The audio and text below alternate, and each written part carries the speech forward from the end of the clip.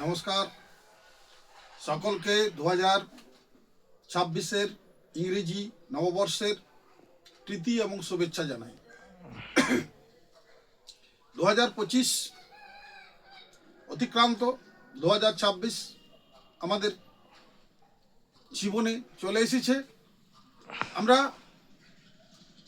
এই 2025 অতিক্রান্ত হলাম, 2026 আমাদের পশ্চিমবাংলার আমাদের রাজনৈতিক যে একটা সন্ধিক্ষণে দাঁড়িয়ে আছি, এটার একটা পরিবর্তন প্রয়োজন বলে আমি মনে করি।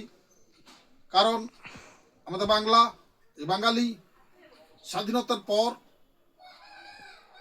আমরা কংগ্রেস, বামফ্রন্ট এবং তৃণমূল কংগ্রেসের দ্বারা রাজনৈতিকভাবে পরিচালিত শুধু হয়েছি এটা নয়, আমাদের সাংস্কৃতিক চিন্তা, আমাদের সেই জাতীয়তাবাদের চিন্তা, সেটা আমাদের জীবনে সে অর্থে দেখতে পাইনি।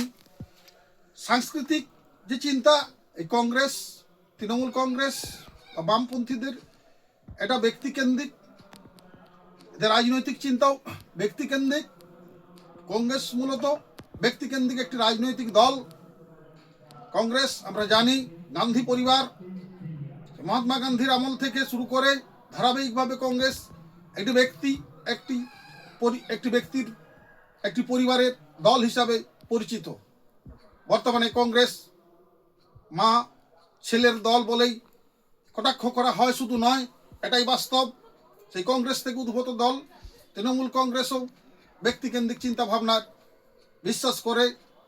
এখানেও মমতা ব্যানার্জি, অভিষেক ব্যানার্জি একটা পরিবার, তাদের দল। এই দলগুলো আমাদের দেশে, আমাদের রাজ্যে শাসন করেছে দীর্ঘদিন। আর বামপন্থীরা একটি বিদেশি মতবাদ পুষ্ট রাজনৈতিক সংস্কৃতি আমাদের বাংলায় কে চাপিয়ে দিয়ে আবার চেষ্টা করেছে। তাদের মতবাদও আমাদের অস্থি মজ্জায়, মননে চিন্তনে অনেকের মধ্যে এখনো রয়ে গেছে। আমরা 2026 আমাদের পড়ছে, আমরা শুধু রাজনৈতিক পরিবর্তন শুধু চাই তা নয়, আমাদের সাংস্কৃতিক যে দিক, আমাদের যে রাজনৈতিক চিন্তা ভাবনা, আমাদের যে মতাদর্শ, এটারও একটা পরিবর্তন চাই।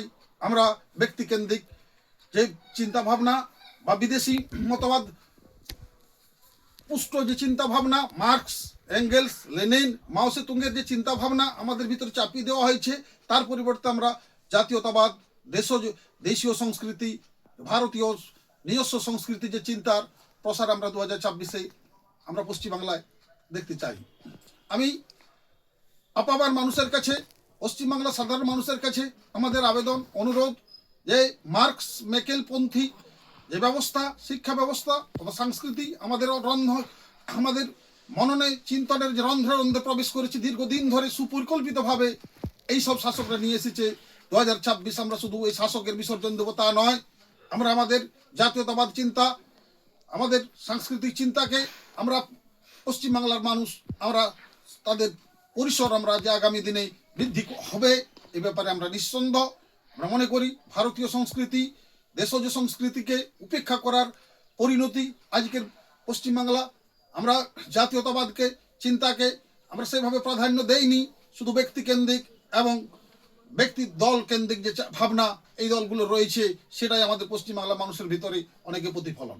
আমরা ভারতীয় জনতা পার্টির পক্ষ থেকে আশা করি আগামী দিনে আমাদের পশ্চিমবাংলার মানুষ আমাদের যে ব্যক্তিকেন্দ্রিক চিন্তা, বিদেশি মতবাদ পরিহার করে আমরা ভারতীয় সংস্কৃতি, দেশীয় সংস্কৃতি, আমাদের অতীত, ভারতবর্ষে যে জাতি হিসেবে আমরা যে বিশ্বে গর্বের সাথে দীর্ঘদিন ধরে পরিচালনা করেছে ভারত, সেটাকে আমরা আজকে আমাদের পড়ার শোনার, আমাদের পাঠ্যসূচিতে নিয়ে আসার যে প্রয়োজনীয়তা আছে, এটা শুধু পাঠ্যসূচি নয়, আমাদের জীবনে চলার পথে এই মতবাদগুলো আমরা নিয়ে আসবো, এই আশ্বাস রাখি।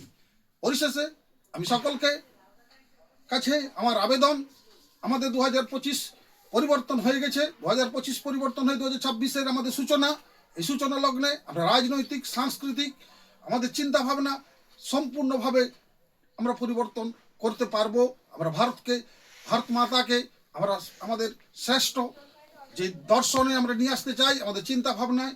আমরা তাই মনে করি ব্যক্তির ঊর্ধ্বে দল, দলের ঊর্ধ্বে দেশ, এই ভাবনা আমরা আগামী দিনে পশ্চিমবাংলার মানুষের মধ্যে ভারতীয় জনতা পার্টির মাধ্যমে আমরা দেখতে পাবো।